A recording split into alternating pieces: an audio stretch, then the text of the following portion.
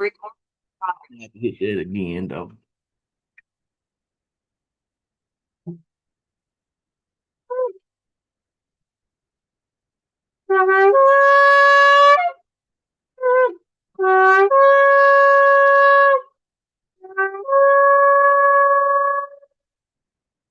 All right.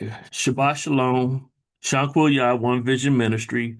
Today I want to deal with the representative, the high priest, and the tabernacle of Yahuah. So Abba Yah, thank you for the Shabbat. Thank you for this opportunity for fellowship with your people. May edification come forth. May your will be done on earth as is in the Shamayim. May I bring forth some clarity on some things. If not, open up a dialogue and a point of reasoning that we can have with one another. So let your will be done. Shabbat Shalom. Let's go forth. Yada Yahuwah. So in my study, I was dealing with or looking at the high priest a little bit. So I was looking at Aaron and then also looking at Yahusha. But I'm going to start off with Aaron. So let's get going. It makes no point but to get straight to the word. I know I can cherry pick at time, but I'm going to hit straight at the word. So I'm going to start over here in Shemot or Exodus 28. And it says, and Aaron shall bear the names of the sons of Israel on the breastplate of right ruling over his heart. Over his heart. When he goes into the set apart place for a remembrance before Yahuwah continually, shall bear. All right. I'm going to go over here to another I guess application. So Bible Hub, and it says Exodus 28:29, and that word and shall bear is H5375 is Wanasa.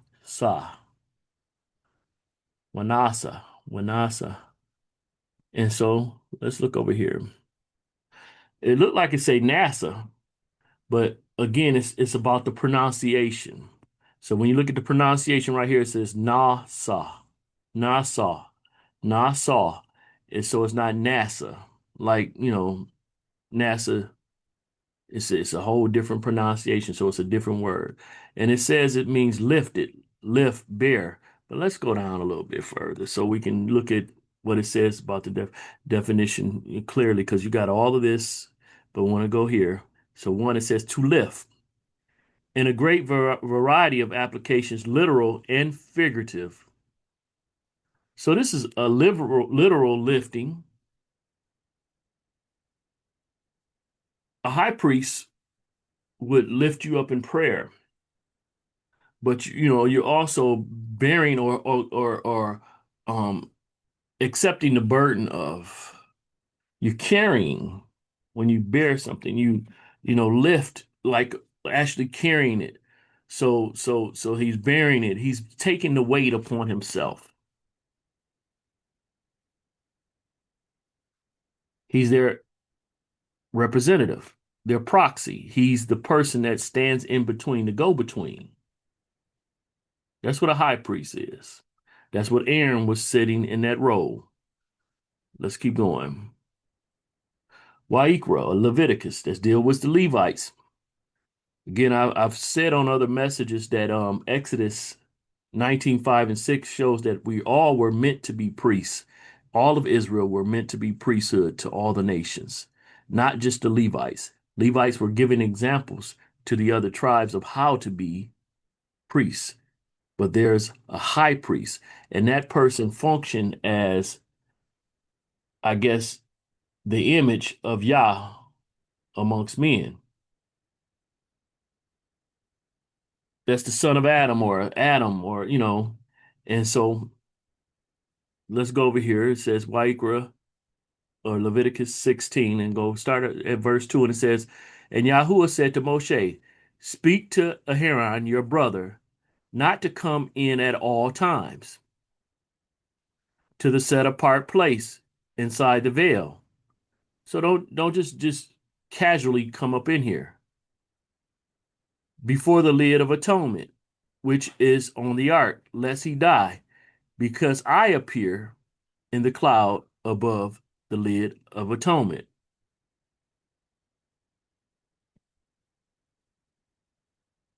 Let's jump on over here to Ebrim, or Hebrews 9. Let's read a little bit here. It says, "Now the first covenant indeed had regulations of worship." We just got through going over regulations. One of the regulations. Aaron wasn't supposed to come at any time just casually. He had to be in right standing, and definitely didn't want to die. So, he had to be mindful of how he came. Now, the first covenant indeed had regulations of worship in the earthly set apart place. For a tent was prepared, the first part in which was the lampstand and the table and the showbread, which is called the set apart place, and the second veil, the part of the tent which is called the most set apart, to which belong the golden censer and the ark. Remember, Yah would show up on the ark, so this is the Holy of Holies. And the ark of the covenant overlaid on all sides with gold, in which were the golden pot that held the manna, and the rod of Aaron that budded, and the tablets of the covenant. And above it, the cherubim of esteem were overshadowing the place of atonement, about which we do not know now speak in detail. And these having been prepared like this, the priests always went into the first part of the tent, accomplishing the service. But into the second part, the high priest went alone, once a year, not without blood, which he offered for himself and for sins of ignorance of the people. Aaron was a fully a man, so he had his own flaws and imperfections. Yahusha came from a woman, so thus a man, but we know him to be without the same imperfections that Aaron would have.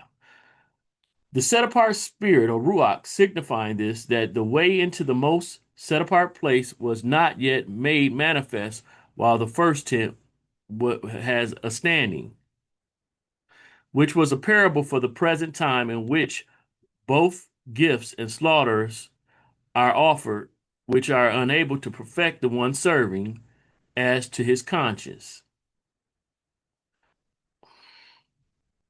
Only as to foods and drinks and different washings and fleshly regulations imposed until a time of setting matters straight.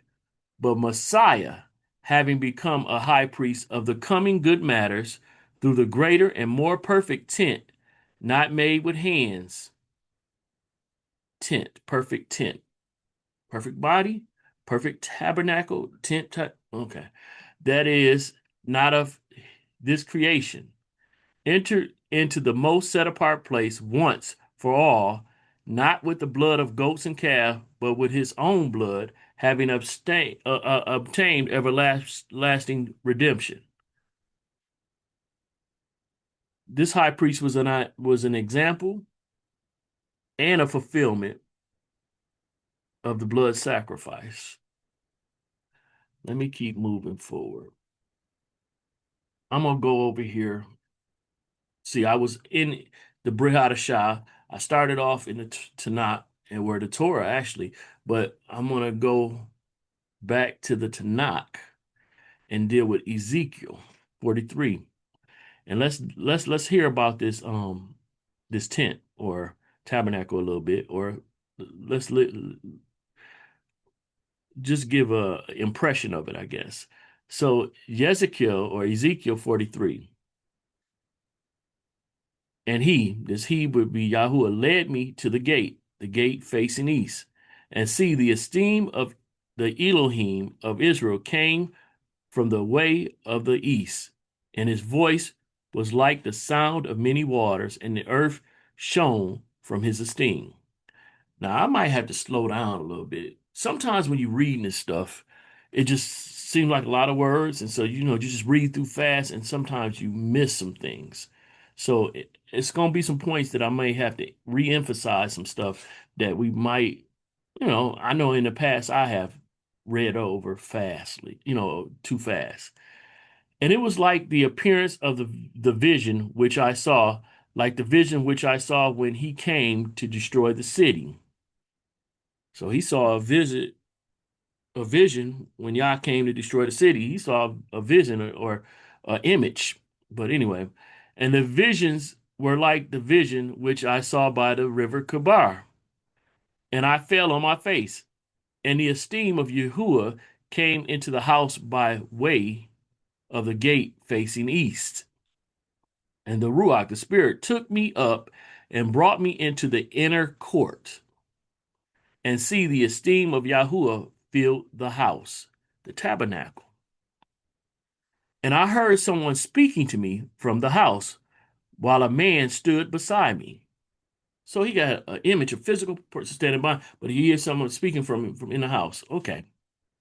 And he said to me, Son of man. Ezekiel's being called Son of Man. This is the place of my throne. It's an interesting thing to hear. This is the place of my throne and the place of the soles of my feet. Yahuah, his throne is in the Shamayim.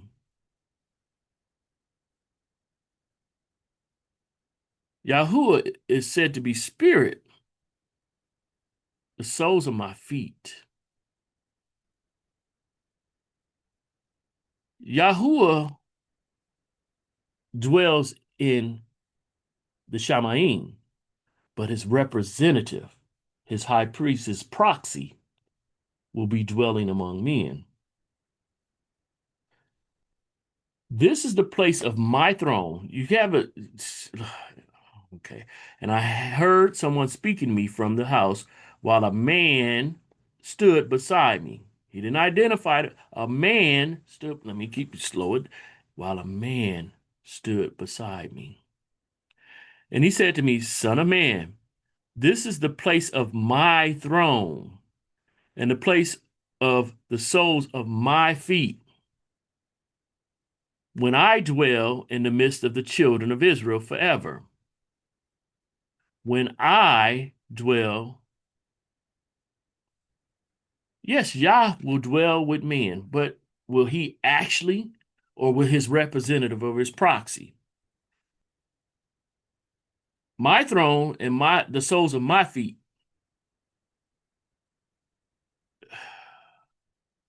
Is this Yahuah speaking, or is this his proxy, his representative, his high priest? Let me keep going. And the house of Israel shall no longer defile my set apart name. Many people, when they hear name, they think of an actual name. It's talking about the character and reputation. And the character and reputation of Israel is to be the character and reputation of Yahusha, which is supposed to be the character and representation of Yahuah. It all goes back to Yahuah. The character of the Father should be on his sons.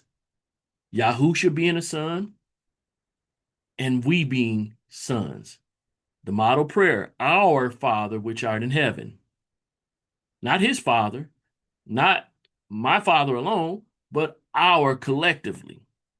Again, I mentioned with the Exodus 19, 5 and 6, all of Israel is supposed to be priests. But there's one high priest. With all of the priests, there's one as high priest. But anyway. And the house of Israel shall no longer defile my set apart name. It should not defile the character and reputation of Yahuah. They nor their sovereigns, by their whoring and by the corpse of their sovereigns on their high places.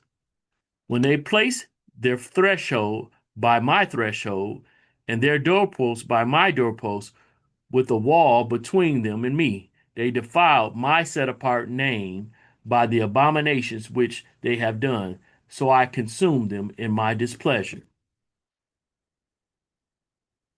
This is the representative speaking for Yahuah.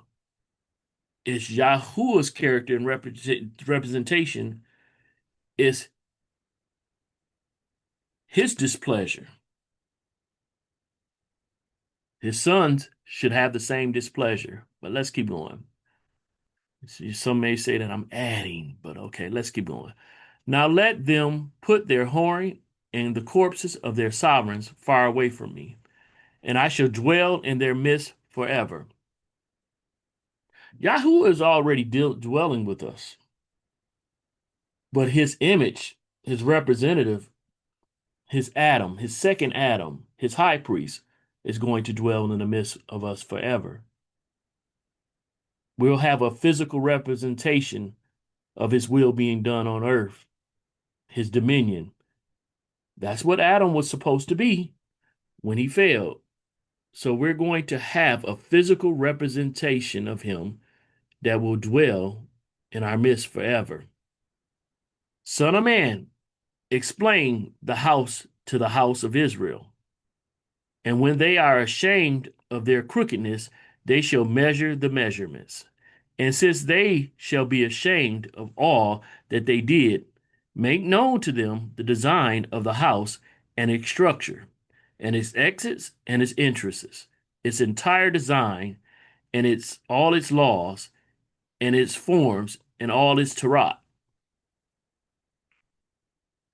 I'm pretty sure I'm not the only one that when it gives the dimensions of the temple and all that, that it just starts like sounding like Charlie Brown's teacher in my head or whatever. No, no, no, no, no, 1 cubit upon cubit, it's like whoa. And I kind of rushed through that. The design of the temple makes all the difference in us comprehending. It has 12 gates, 12 tribes of Israel.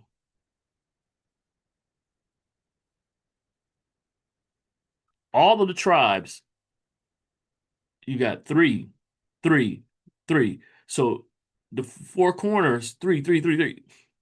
And in the middle, the tabernacle.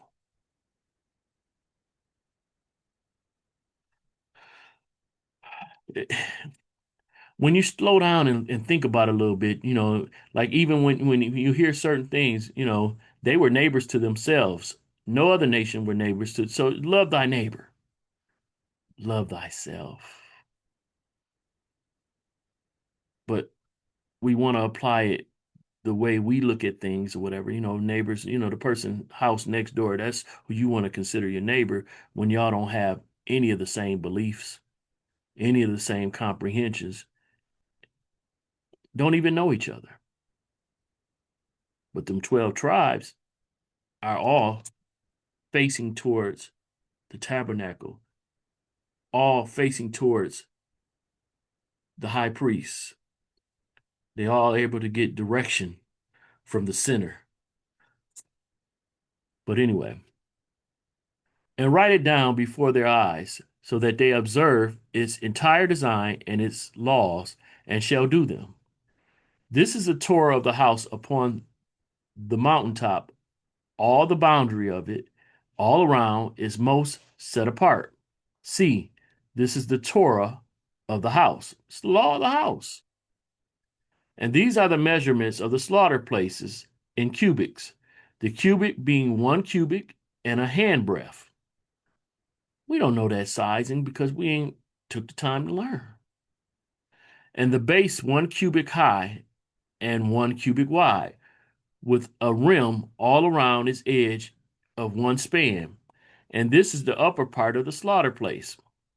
Now, again, I don't want you to lose interest in what I'm talking about, so I'm gonna skip past that. Not because it's not important, but because I'm trying to keep your focus. Okay, I'm gonna go down here and he said to me, Son of man, thus said Master Yahuwah, these are the laws of the slaughter place on the day when it is made for offering ascending offerings on it and for sprinkling blood on it. And you shall give a young bull for a sin offering to the priests, the Levites, who are the seed of Zadok, who approach unto me, declares Yahuwah. Now, dealing with the atonement, I'm gonna skip some of this because I'm dealing with the atonement, and I'm gonna go over to the next what will be called chapter, and I'm gonna get to my point. Hezekiel or Ezekiel 44, and it says, He brought me back to the outer gate of the set apart place which faces east, and it was shut.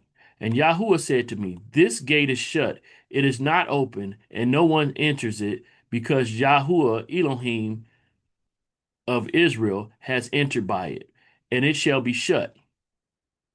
The prince, slow down, the prince, Yahuwah's king, the prince, as prince, he sits in it to eat bread before Yahuwah. Remember, it's a throne here. Yahuwah's in the Shamahim, but the prince, the high priest, this prince is also the prince. He sits in it to eat bread before Yahuwah, coming in by the way of the porch of the gate and going out the same way. Coming in by the way of the porch of the gate and going out the same way. And he brought me by the way of the north gate to the front of the house. And I looked and saw the esteem of Yahuwah filled the house of Yahuwah, and I fell on my face. And Yahuwah said to me, Son of man, set your heart and see with your eyes and hear with your ears all that I say to you concerning all the laws of the house of Yahuwah and its Torah. And you shall set your heart to the entrance of the house with all the exits in the set apart place, and shall say to the rebellious, to the house of Israel, Thus said the Master Yahuwah, O house of Israel, enough of these abominations of yours, that you have brought in the sons of a foreigner, uncircumcised in heart and uncircumcised in flesh, to be in my set apart place to profane it. My house. People say you don't have to be circumcised, only in the heart, not your flesh. You have brought in the sons of a foreigner, uncircumcised in heart and uncircumcised in the flesh, to be in my set apart place to profane it. My house, that you brought near my food and the fat of the blood, and you broke my covenant before all your abominations.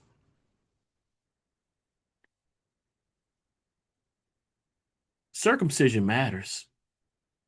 The problem is people don't get the gist of it. Circumcision is supposed to happen on the eighth day.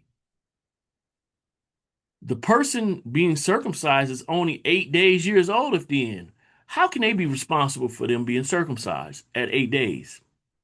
If it's not done, that's on the parents. That's on the community.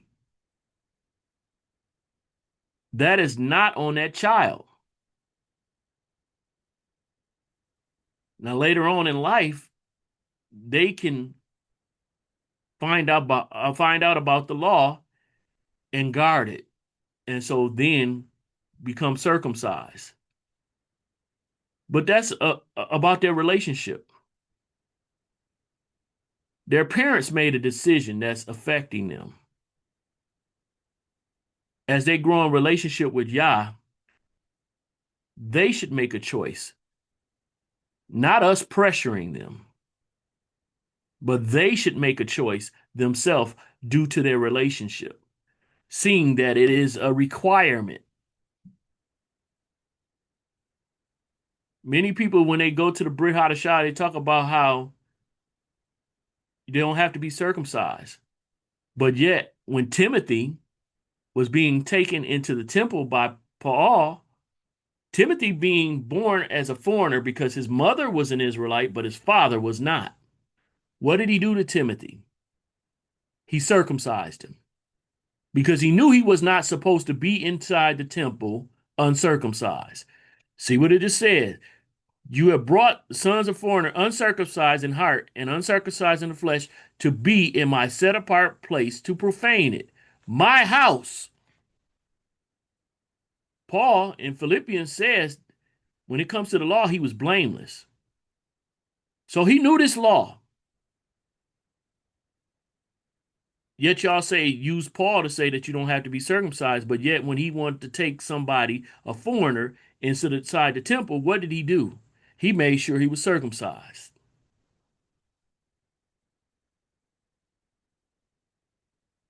For that, he wasn't pressing him because you got it's about your own conviction. But when you entering into that temple, that man that would have brought him into would have been breaking the law then. Because the ones who broke the law at first was the parents, but they weren't under the law because they didn't know nothing about the law. They were foreigners. The mama should have said something because she was an Israelite, but she didn't have rule in her home. Her husband would. But upon this man becoming an adult, and this is a little rabbit trail anyway. So, but I like rabbit trails. So, but let's get back. And you do not guard the charge of that which is set apart to me, but you have set others to guard the charge of my set apart place for you. Israelites are supposed to guard the charge of the set apart place. But yet we want to let all these foreigners in and we want to let even women in when it's supposed to be the men. We want to be absent our responsibility so that we can, well, they did it. No, we need to shamar. We need to guard the charge, which, of the set apart things. That's why I don't allow no pork in my home. I don't no shellfish in my home because I'm guarding that. I can't control what somebody do outside of my house, but in my home, no. When it comes to the Shabbat, if you living in my home, you here, you gonna do the Shabbat. Oh, you shouldn't force. What you mean? It tells you in the Torah that your servants are not supposed to be doing no work on Shabbat in your dwelling. So if you got that stance for your servants, why wouldn't you have that for your own children? You here, you gonna keep this. If what you do outside, I can't control, but here we're gonna do that. Okay. Thus said the Master Yahuwah, no son of a foreigner, uncircumcised in heart or uncircumcised in flesh, comes into my set apart place, even any son of a foreigner who is among the children of Israel. And the Levites who went far from me when Israel went astray, who strayed away from me after their idols, they shall bear their crookedness. All Israel is supposed to be priests. So you go astray, you do all this other stuff, you letting people eat pork in your home, you gonna bear your crook, you gonna hold the weight of your crookedness. We got a high priest that's supposed to bear everything, but if you're not gonna adhere to, you gonna bear it. But let me keep moving because I'm all off topic, so I'm gonna get back to my topic. I want to look at Revelations or Hazon 21, and I broke it up on my screen to have it in the TS 2009 and in the King James version. And I'm gonna read the TS 2009 until I need to show you something. And it says, "And I saw a renewed heaven and a renewed earth. For the former heaven and the former earth had passed away, and the sea is no more. And I, Yohanan, saw the set apart city, What did he see? The set apart city, renewed Jerusalem, coming down out of the heaven from Elohim, prepared as a bride. So the city is prepared as a bride adorned for her husband. The people of Israel are Yahuwah's bride, but this city coming down is being prepared for her husband. The city, not the people, because the people ain't up in heaven, but the city is being coming down. And I heard a loud voice from heaven saying, "See, the booth of Elohim is with men." Hmm. Let's go over here and read it in King James. And I heard the great voice out of heaven saying, "Behold, the tabernacle of Yah is with men." Oh, the city just came down. Is it talking about the city? This is where we need to slow down. When you read it, you just got through hearing about the city coming down. And, so most people say the city, oh, that must be the tabernacle. That's what your mind, it clicks to. Christianity almost triggers you to think that. I believe that's what happens with me. But then slowing down, let's go back over here. And I heard a loud voice from the heavens saying, "See, the booth of Elohim is with men, and he," so the booth is a he, "shall dwell with them, and he shall dwell with them." Oh, the booth of Elohim is with men, and the booth of Elohim is a he, shall dwell with them, and they shall be his people, and Elohim himself shall be with them and be their Elohim. Elohim is in the Shamayim, but he wants his will done on earth as in heaven. Elohim set Adam to have dominion over the earth, to be his image, the image of Yah. Wasn't Adam the image of Yah? He was not Yah, but he was the image. He was the representative. What is Yahusha? The second Adam, the high priest, the image of Yah. Oh, he's a tabernacle. Yah dwells within him on earth. See, the booth of Elohim is with men, and he shall dwell with them, and they shall be his people. The, what? And Elohim himself shall be with them, because he's in Yahusha, and be their Elohim. His representative, his proxy, his high priest, his name, his character and reputation is inside of Yahusha. Will be with them and be their Elohim. And Elohim shall wipe away every tear from their eyes, and there shall be no more death, no mourning, no crying, and there shall be no more pain, for the former matters have passed away. And he who was sitting on the throne said, "See, I make all matters new." And he said to me, "Write all these words, write, for these words are true and trustworthy." What? Huh? Hmm. Let me see.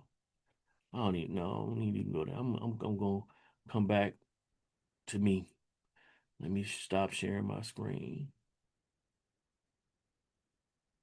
You know, I didn't read the next verse because it starts going into the Aleph and Tau, and I done told many people many times that Yahuwah is the beginning and the end, and nowhere in the Tanakh does he call himself the Aleph and the Tav. You don't use that. He says the Aharon and the Rishon, the beginning and the end. That Aleph and Tav is based on the Greek, which was the Alpha and the Omega. So it was a Greek phrasing that people have made into a Hebrew phrasing to fit their narrative. But that's again me going on a rabbit trail.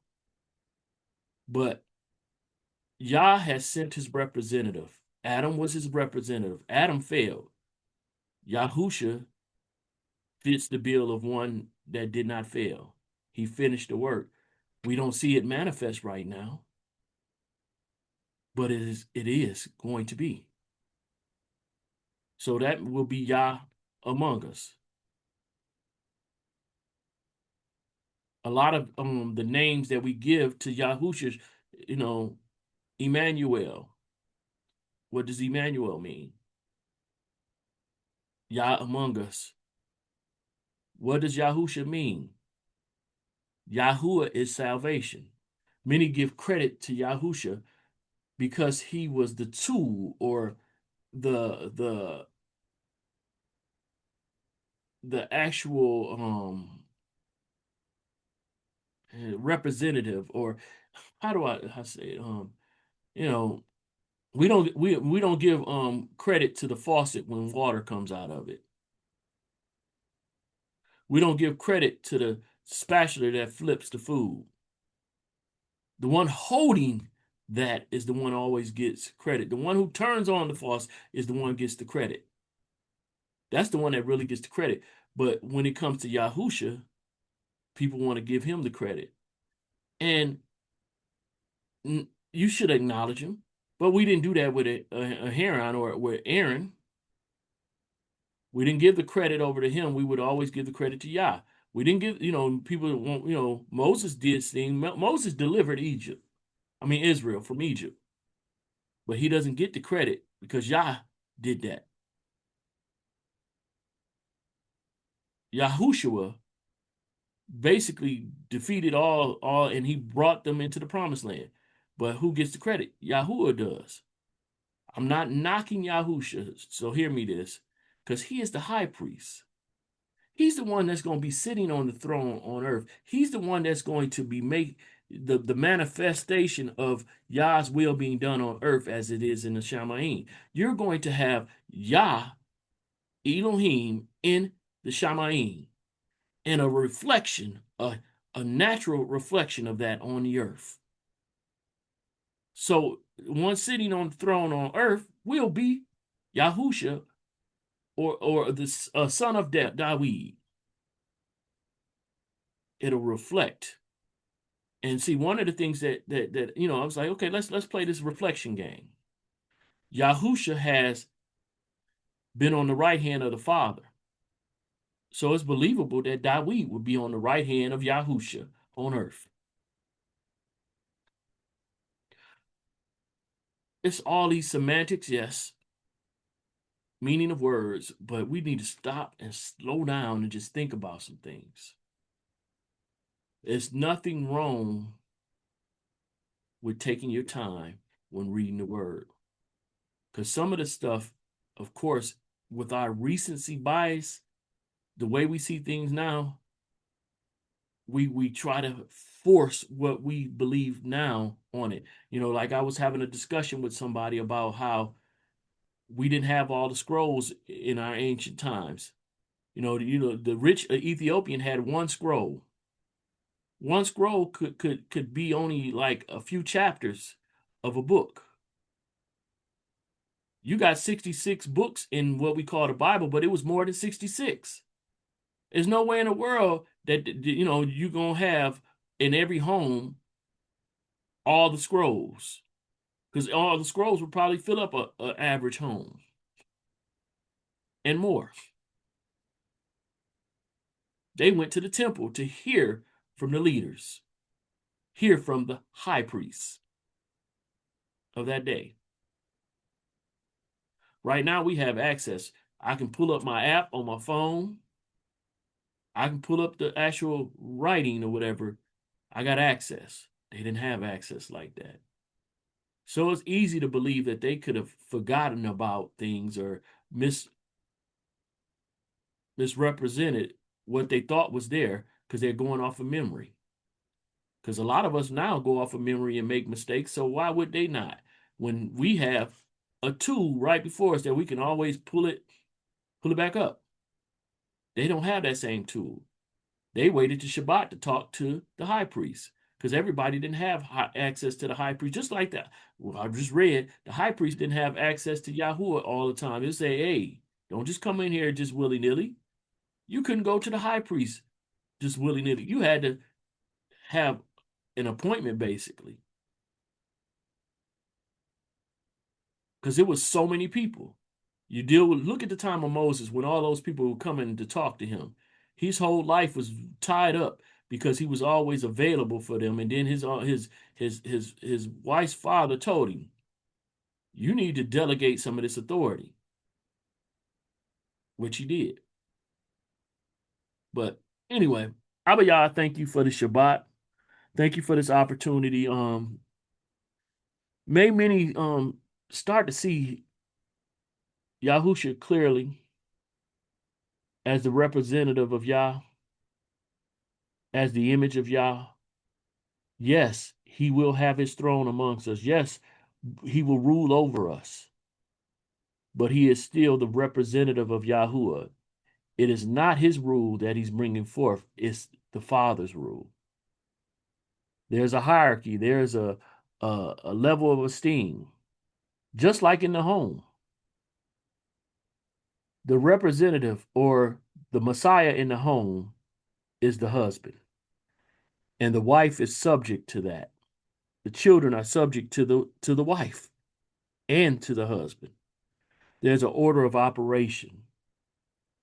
And that does not mean abuse your authority, abuse your position. As we see with Yahusha, he consistently was among his disciples and those his taught ones. And if you were to see them, you would never be able to identify who was the lead because he was just as much servant as any of those that served him. He had no problem washing feet. He had no problem being of no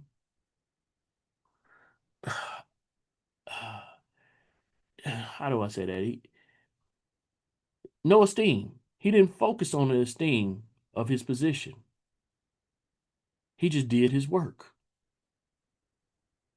We so focused on our titles and acting like things are beneath us. May we have some humility in this day and time to be able to serve whomever that you direct us towards, and definitely serve our household, being willing to sacrifice ourselves for the greater good of your will being done on earth as it is in the Shamayim. I thank you, Yahuah, Yada Yahuah, Hallelujah, Yada Yahuah, Shankul Yah, One Vision Ministry, Shabbat Shalom. Let me hit this one more time. Let me try this one more time.